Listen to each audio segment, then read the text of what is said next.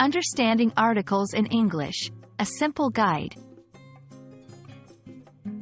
Hello and welcome to our English language learning series. Today, we're going to dive into a crucial part of English grammar, articles. Understanding how to use articles correctly can significantly improve your English speaking and writing. So, let's get started. Articles are words that define a noun as specific or unspecific. In English, there are three articles, a, an, and the. A and an are called indefinite articles because they refer to something not specifically known to the listener. The is known as a definite article because it points to something specific. A and in are used to refer to a single, non-specific item. The choice between them is determined by sound. Use a before words that start with a consonant sound, e.g., a cat, a book. Use an before words that start with a vowel sound, e.g., an apple, an hour. Notice that the sound, not just the letter, is what matters.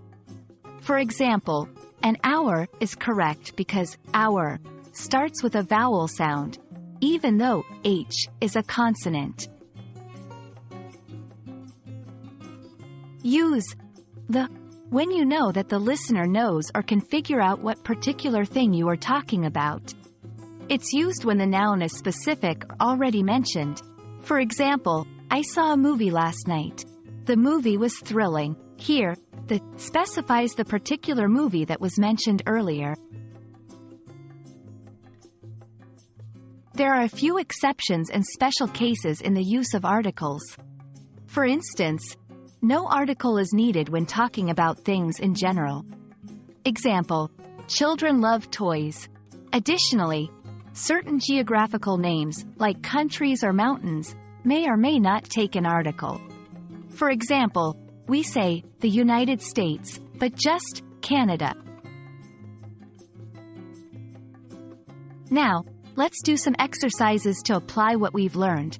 I'll give you a sentence with a blank, and you fill it with a, an, the, or no article. 1. I saw ____ elephant at the zoo. 2. She wants to be ____ engineer. 3. ____ sun is a star. Great job today! Remember, practicing these rules in your everyday English usage will help solidify your understanding of articles. Keep practicing, and don't hesitate to revisit this video if you need a refresher. Until next time, happy learning!